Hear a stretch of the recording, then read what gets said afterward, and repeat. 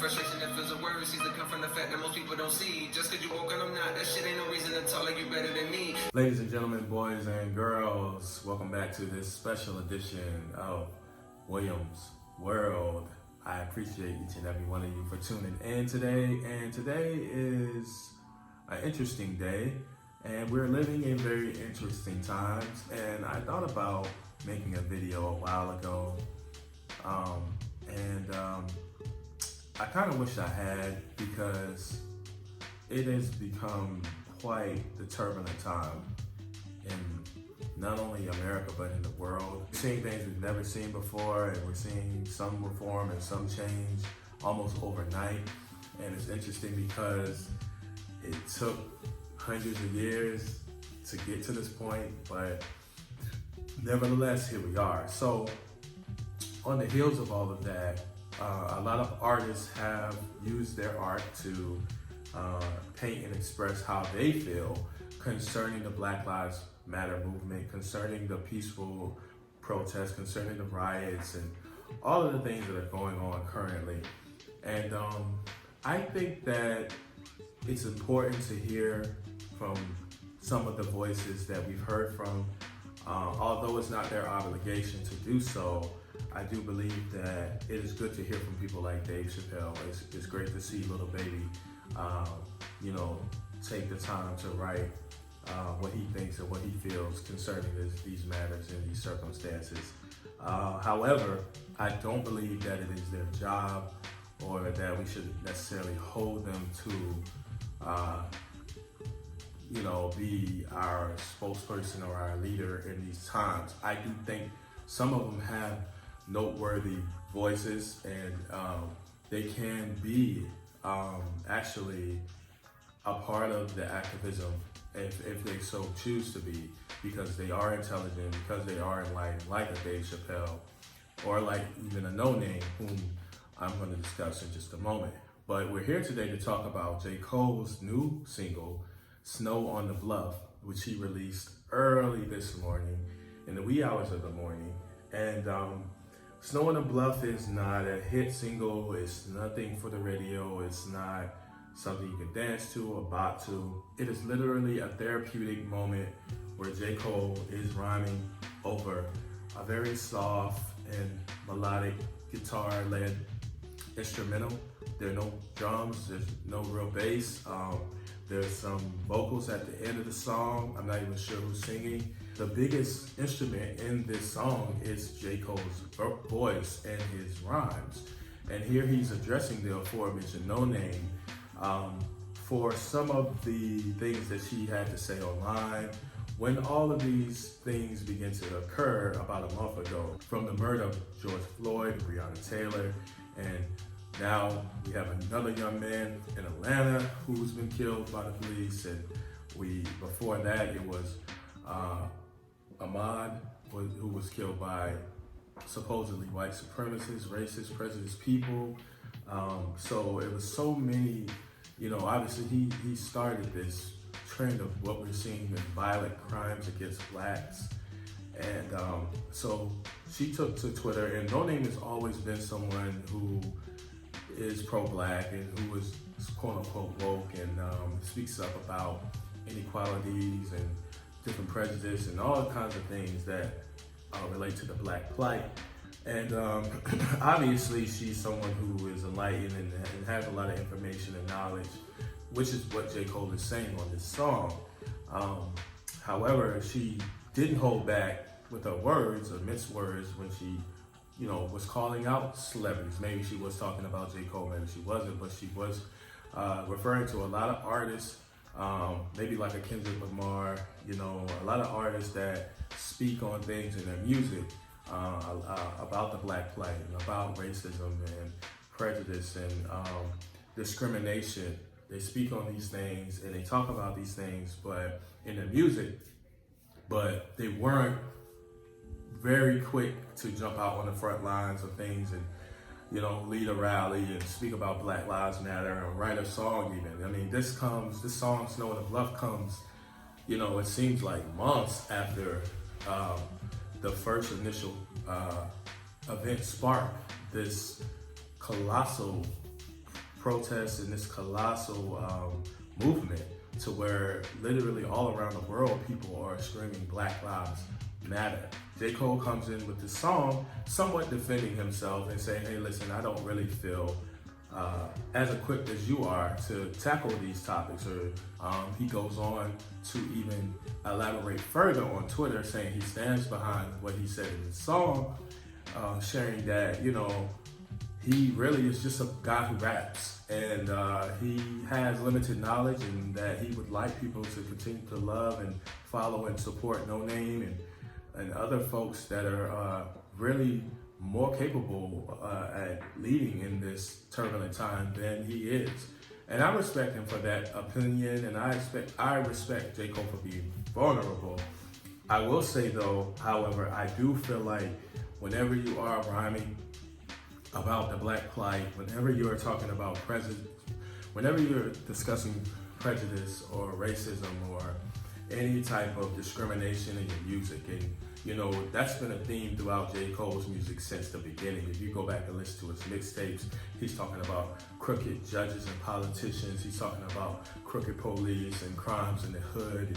And it's followed him throughout his career. You hear the song Neighbors on For Your Eyes Only, where he's discussing where literally cops broke into his own home, a property that he owned, mistaking him for doing some illegal things.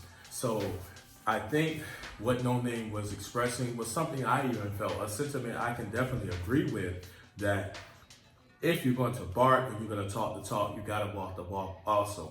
Now, I will say maybe J. Cole, like he expressed, didn't feel adequate, or like a Dave Chappelle also expressed, where he felt like, hey, you don't need me to lead the revolution. You lead the revolution, because it's you, the people, that are going to change this. But it would help if artists with that type of platform, whether you be a comedian, whether you be a hip hop artist, whether you be a jazz musician, or even an ESPN color man, or a radio personality, anything in the limelight. If you have a major platform, it would do so much for the movement. And I think that was really No Name's, you know, biggest gripe, or her really what she was trying to get at is that, hey, you got these guys. I'm just, No Name is relatively unknown to the common ear because she's underground, she's indie, you know what I mean? As dope as she is as an artist, most people don't really know much about her or know of her because she is an independent artist. But I will say that what she basically is describing and saying here is, hey, I'm doing my part, but if Kendrick Lamar would jump out here and put a fist in the air and walk the streets of Compton and Los Angeles and tweet about it as much as I am, and email the governors and the mayor and the president and do all these things, kind of like a Kanye West, but on the flip side, where you're actually coming to him with some gripes and complaints and some social reform needed, not, you know, hugging them and dapping them up and just cooning, for lack of a better word. If you had artists doing that, it would be powerful. And I kind of feel like that's the same type of energy that Kyrie's trying to bring to the NBA. You've heard probably recently about him pushing back on the league getting started again next month.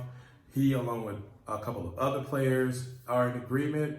But the grand majority of people don't want that. They don't want to delay and play. They feel like you can do socially aware things and conscious things and political movements without canceling a season. So that being said, I can understand both sides, but I think I was more aligned with No Name prior to the song even coming out, because it did seem like for a while a lot of people were quiet.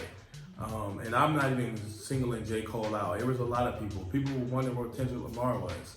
I was myself wondering why Dave Chappelle was being quiet. He said, I wanted to stay silent, I'm going to remain silent.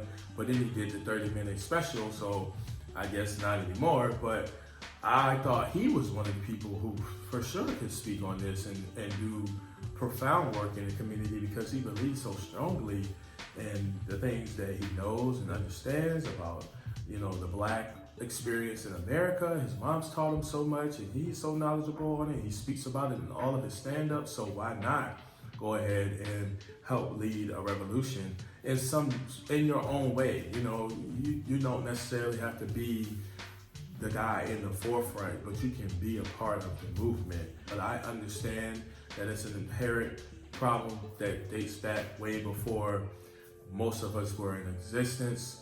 This land was founded upon white supremacy. It was not created to be shared. It was not created for equality. It was created for one particular demographic, and that demographic alone. And so what we're doing and what we're experiencing while we're trying to change the world is a lot of pushback and tug of war, because we're going against the grain of what the majority wants. The majority wants it to be all white. They want it to be like it was.